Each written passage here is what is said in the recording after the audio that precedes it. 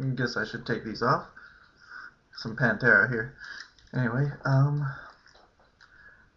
as long as humans can use the laws of a god to promote all the kinds of discrimination such as the Bible promotes, this god will have to show its face to the humans it claims to love, yet chooses to neglect or, in his own stories, abuses and demands worship from like a spoiled bully. And that is the god that is most popular and its speakers causing the most trouble where I live. The kind of god I would morally always have to fight against, even if it was real. It's always the religious majority where the votes against gay rights and women's rights and non-religious people's rights come from, and that's because the Bible specifically downtrods women and gays and non-believers as subhuman, and so long as people support the Bible as a credible source of history, which we know it isn't, but many refuse to accept that, people will always be able to turn to passages and say, God says this about these people, so it's okay for me to disregard what these people actually say in real life, and instead follow a dead God's laws, obviously written by bigoted humans, because ancient books are more important than real people. That's what religion says. Whatever, no matter what you cut it, that's what religion says. To not believe in Yahweh, Jesus, and all that has to do with the Abrahamic faiths is the most rational thing in the universe, and there's no winning that debate. He is a disgusting, hateful God that does not deserve worship, no matter no amount of cross-waving will change that. To say no gods exist at all, while logical and pretty much the way reality shows us it works, aka godlessly imperfect, completely random until molecules working together formed nervous systems and could show intent, no one has the answer. So an atheist arguing against a god that someone says might have started the Big Bang would be pointless, because there are no facts on either side of a wild guess.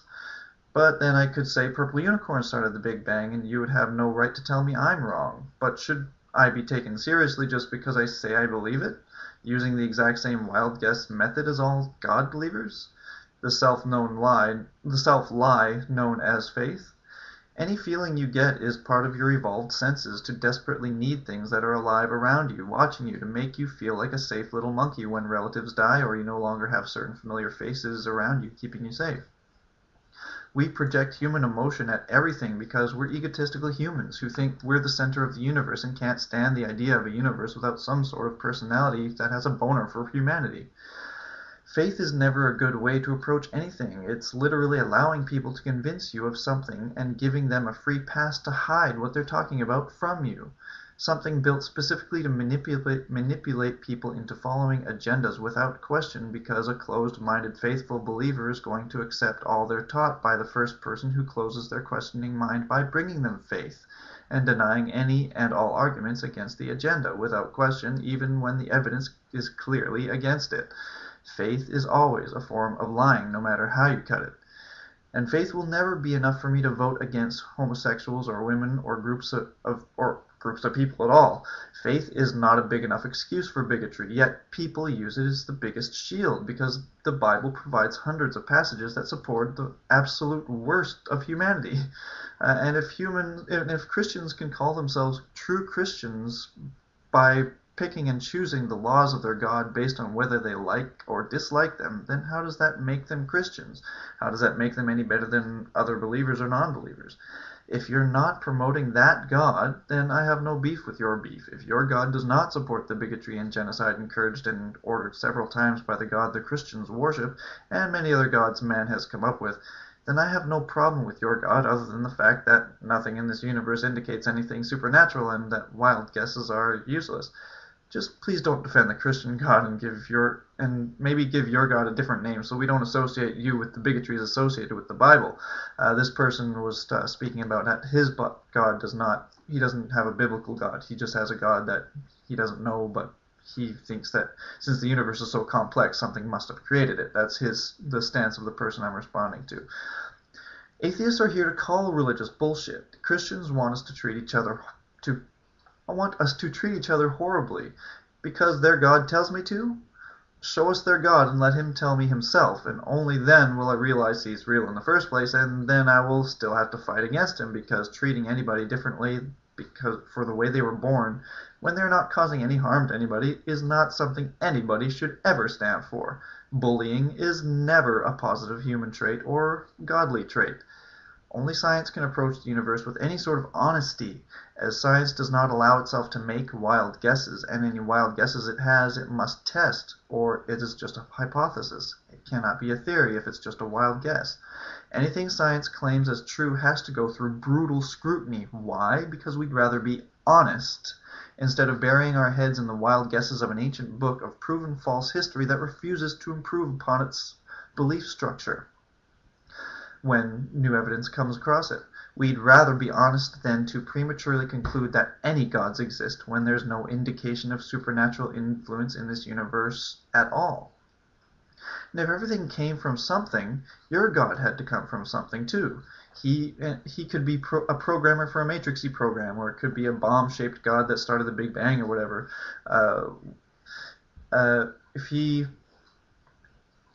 Why open that can of worms? If you're just going to have a creator, something had to create that creator, and you'll have to keep going back and keep going back. And you don't even have the answer to the first creator in the first place. Wild guesses never get us anywhere in these debates, and that's why science has to be called in to decipher reality from wishful thinking.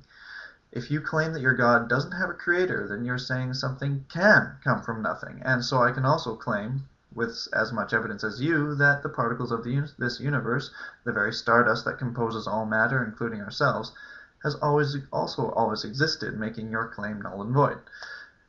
A paperclip was made. He made the suggestion, how does a paperclip? The universe doesn't just pop a paperclip into existence. It had to be created.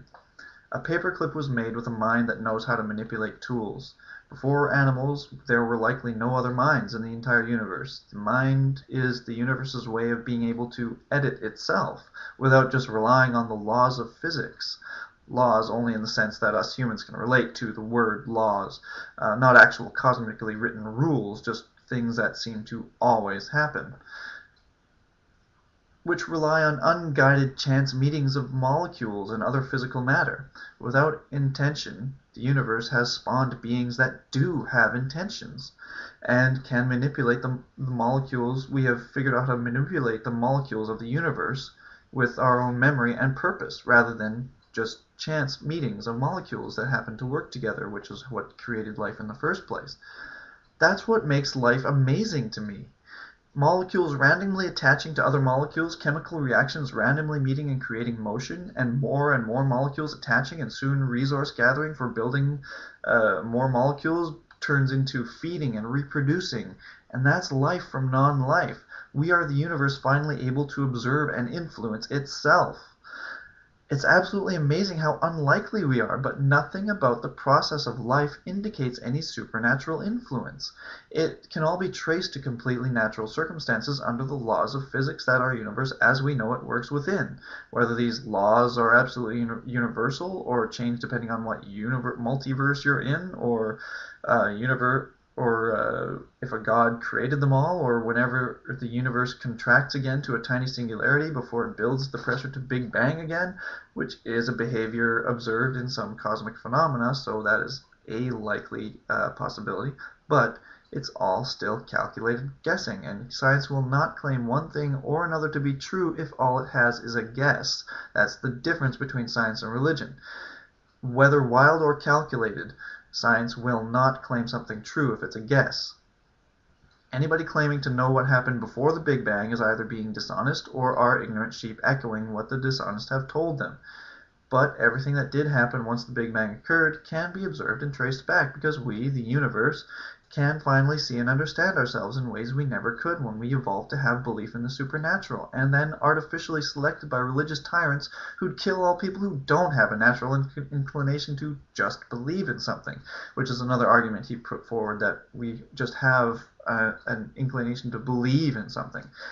Well, when religious leaders will kill off all the people who do not believe, you're going to have artificially selected breeding that permits more of the people to reproduce that do have more of an inclination towards believing in things. So that means absolutely nothing in the long run. And he says that his belief puts him on neutral ground. He doesn't believe in any religion's God, but he doesn't believe there are no gods. He believes there has to be a God of some sort. And in all honesty, my belief puts me on neutral ground too, because I recognize and understand that because I can't know if a God exists or not until one shows itself to me.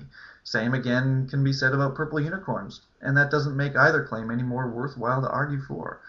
I don't know the Christian God doesn't exist. I do know the Christian God doesn't exist because it's too humanly flawed, filled with too much primitive human hatred that it couldn't have not been written by ancient primitive humans. And if Christians weren't instructed by their God to be the most obnoxious pushers of their addiction, with a side of discrimination, I would not be arguing against the idea of God so much.